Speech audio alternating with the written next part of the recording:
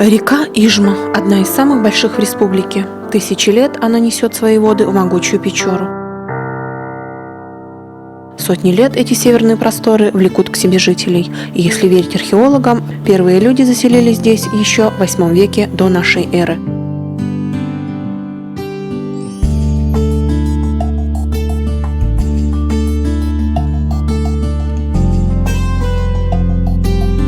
Поселение на месте нынешнего центра Ижемского района образовалось в XVI веке. Жители занимались охотой и главным образом добывали пушнину. Также ижемцы сеяли рожь и ячмень, но своего хлеба все равно не хватало. Северяне меняли на хлеб пушнину, рыбу, икру.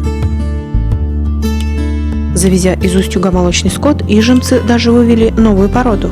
Причем так удачно, что в газетах писали: «Ни в одном месте Архангельской губернии не приготовляется столь вкусное молоко и масло, как в Ижме. Здесь можно делать сыры не хуже голландских». В XVIII веке ижемцы стали ходить в тундру, переняв у немцев оленеводство. И в этом деле так преуспели, что до сих пор оленеводство – их главное занятие. Притом, в отличие от других народов, изь-Ватас в поисках новых земель продвигались на север, за Урал и на Кольский полуостров.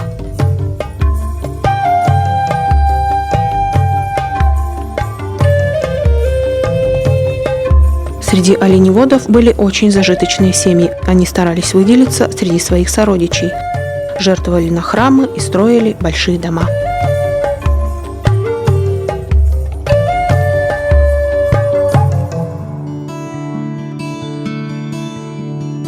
Большие двухэтажные хоромы в центральной части села Ижма до сих пор являются визитной карточкой райцентра. Состоятельные хозяева старались даже обшивать свои дома и окрашивать их охрой, дабы придать им городской вид. Дома в селе, особенно в центральной части, соответствуют северному типу двужильной избы, то есть избы в два жилья. И хотя традиции переняли у северных русских, дома возводили местные умельцы. Почти у каждого из них очень интересная история. Работники районного музея для гостей села разработали специальную экскурсию «Шертуй-Кузя». Говорят, что местность на улице болотистая, и эти большие дома возводились на плотах. Здание районного историко-краеведческого музея тоже памятник архитектуры конца позапрошлого века.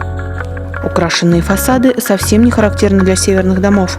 Они появились гораздо позже, в конце XIX века. Некогда это был дом богатого купца Василия Мартыновича Попова. Детей у него не было, и огромный дом достался по наследству его крестнику Николаю Ивановичу Попову. Ему не было надобности соединять под одной крышей дом и хозпостройки, и они стояли отдельно, образуя усадьбу. Самой известной купеческой династией во всем Печорском крае были Филипповы. Все начиналось с Зиновия Филиппова. Он делал бочки в Ижме, был бондарем, так сказать. А по Печоре в основном торговали чердынские купцы, которые покупали у населения семгу. Соответственно, транспортировали ее дальше в Пермскую губернию, им нужны были бочки. Вот на этих бочках он и разбогател. Купил оленей стадо. Стадо по наследству перешло его сыновьям. Сыновья и внуки Зиновия приумножили богатство отца и деда. Торговали замшей. Она очень ценилась в России. Он построил в Ижме достаточно много хозяйственных зданий, в частности паровую мельницу, где провел первое электричество в Печорском уезде. По-моему, в 1911 году заработала его электростанция Ижемская, тоже уникальное, кстати, явление в истории нашего региона. Он много сделал для того, чтобы в Ижме была открыта школа церковно-приходская, был инициатором его открытия. На свои деньги содержал учителя, оплатил ему жалование. Многие из тех, кто работал у купцов Филипповых, сами были очень зажиточными людьми. Иаиль Попов, брат Николая Ивановича Попова, в чьем доме теперь располагается районный музей, был экспедитором купцов Филипповых. Иаиль тоже возвел двухэтажный дом. Хозяин скончался прямо на свадьбе у дочери, а дом, в котором в советское время располагался сельсовет, сгорел. Это все, что осталось от огромного зажиточного строения. вот этот дом, который находится справа, уже не украшает нашу Ижму. Но тут был такой хороший житель, Шинтемпронь, слепой Прокопий. Он был очень интересный человек тем, что был он общественник, общался много с людьми. И самое интересное, он был слепой, играл в шахматы и делал ремонт обуви. Его называли учителем высокой пробы.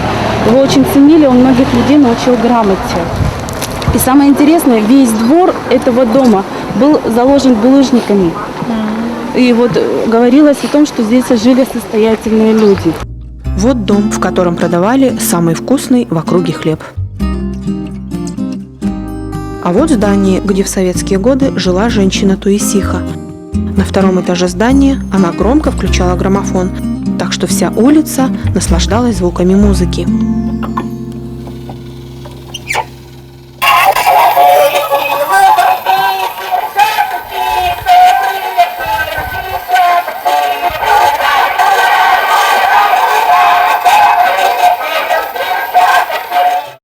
И тот куча материалы сишущие тоже важья. Ни для кого не секрет, что женский костюм Изь-Ватас – один из самых богатых и красивых среди коми. Парчу, бархат, шелк местные красавицы закупали в Торг-Сине. Это магазины для торговли с иностранцами. В здании, где сейчас располагается почта, как раз и был такой магазин. Говорят, для возведения такого большого дома каждый житель Ижмы принес по бревну. Обратите внимание на этот дом, красивый дом. Здесь живет 4-е поколение домовладельцев. Да, дом, это не, вот вы обратите внимание, это не мезонин, а это вышка у дома. Их вот путают с мезонином и с вышкой.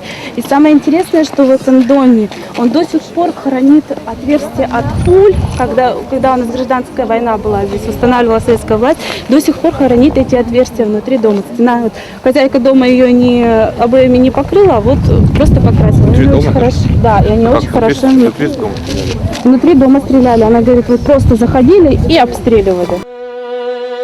В доме купца Нарицына, ныне здание управления образования, во время гражданской войны располагался штаб красногвардейцев.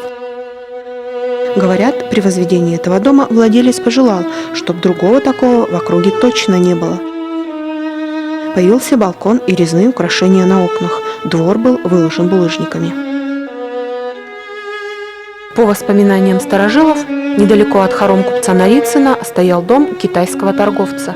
Местные жители называли его Уры-Сакерка, что в переводе означает «нечистый дом». Внутри постройки был длинный темный коридор, который внушал ужас всем, кто входил в него. Чтобы распугать и выгнать духов, по этому дому стреляли из пушки холостыми снарядами. Теперь на месте этого дома располагается здание Нарсуда. На месте нынешнего здания Ростелекома стоял высокий дом шестистенок. Принадлежал он Прокопию Ануфриеву, который делал кирпичи для Преображенской церкви. Прокопий рассчитал кирпичи так, что после постройки церкви их осталось всего 11 штук. Надо отметить, что Преображенская церковь в селе Ижма – самое старое каменное здание во всем Печорском крае. Храм возвели в 1828 году. Хоть строилась церковь долго, четверть века, но строилась она на века. По местной легенде и звездку разводили на Твороге. Храм с крупной главой виден издалека. Такой большой купол характерен для деревянного зодчества. В целом получилось грузно, но внушительно. Ижемские оленеводы могли гордиться своим храмом. Второго такого на всем севере точно не было.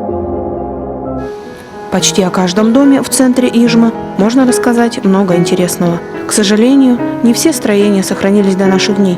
Так, например, дома династии купцов Филипповых не дожили до сегодняшнего времени. Но и те, что сохранились, являются украшением Ижмы. И каждый из нас может смотреть и любоваться изящной стариной полуторавековой давности.